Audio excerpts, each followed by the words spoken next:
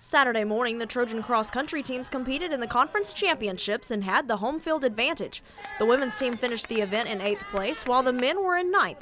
And according to head coach Jeff Jenkins, the top performers for the Trojans came as no surprise.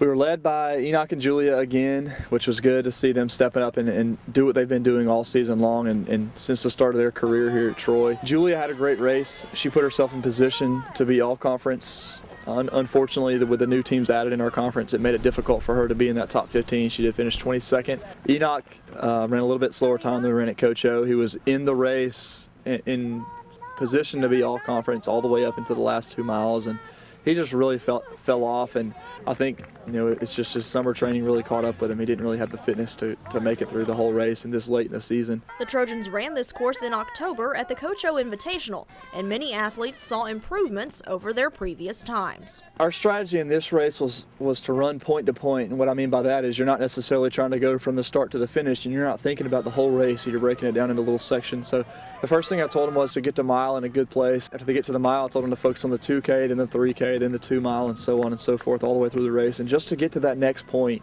And I think everybody did a pretty good job of that. Playing host to championship events gives Troy University the opportunity to showcase its facilities. And Director of Athletics John Hartwell believes that can be beneficial in several ways. Not only do you have, coaches from the other institutions, but administrators and certainly the student athletes that may not have been to campus before, and they'll go back to their campuses and say, wow, look at the facilities that Troy has.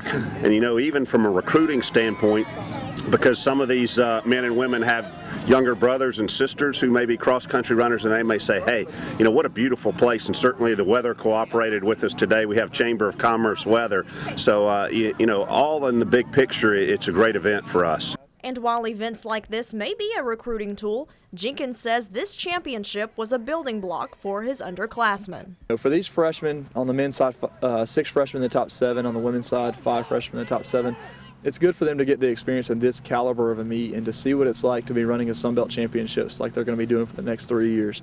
So, right now we're 52 weeks away from the 2014 Sunbelt Championships, and that's what we're going for. Danielle, Percival, Troy, Trojan Vision Sports.